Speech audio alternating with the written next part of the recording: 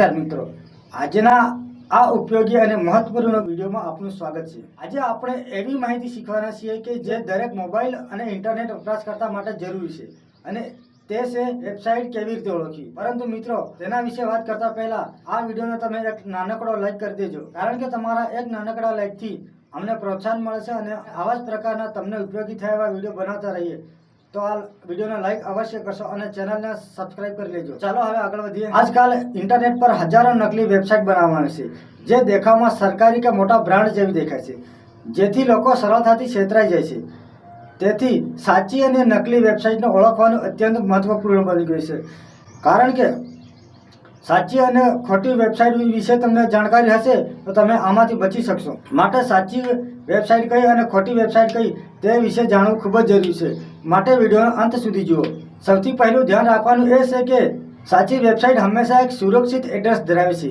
તેની શરૂઆત HTTPS થી થાય છે, જેમાં એચ સિક્યુરિટી હોય છે।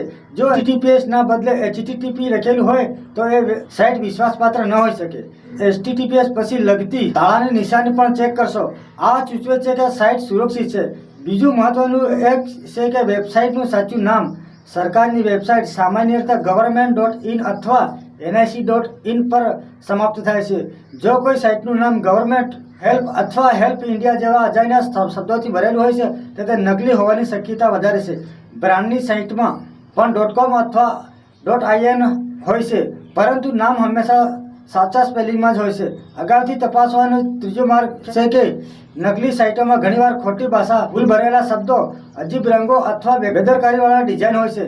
સાચી સાઇટ વ્યવસ્થિત, સાફ અને યોગ્ય રીતે ભરેલી હોય છે। જો કોઈ સાઇટ બહુ વધારે ઓફર બતાવે, જેમ કે ફ્રી, તાત્કાલિક જીતો અથવા ફક્ત આજે જ ઓફર, તો તે શંકાસ્પદ હોય છે। ચોથું છે ઓકેન વેબસાઇટ હંમેશા સરળ સંપર્ક વિગતો આપે છે। તેમાં સરનામું, હેલ્પલાઇન નંબર, અધિકૃત ઈમેલ અને સંપર્ક પેજ હોય છે। જો કોઈ સાઇટમાં સંપર્કની માહિતી ન હોય અથવા ફક્ત ફોર્મ ભરવાનું કહેવામાં આવે તો તે વિશ્વાસપાત્ર ન હોઈ શકે। પાંચમો મુદ્દો, કોઈ પણ સાઇટ તમને બેંક વિગતો, OTP, પાસવર્ડ અથવા ડોક્યુમેન્ટ તરત જ આપવા નથી કહેતી। કોઈ પણ સરકારી વેબસાઇટ ક્યારેય OTP અથવા ATM પિન નથી પૂછતી।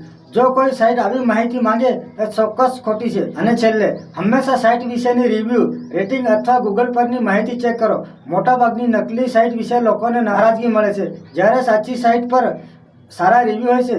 મિત્રો, થોડા સરળ પગલાંથી તમે તમારી સુરક્ષા કરી શકો છો અને નકલી સાઇટો દ્વારા થતો ફ્રોડ સરળતાથી અટકાવી શકાય છે।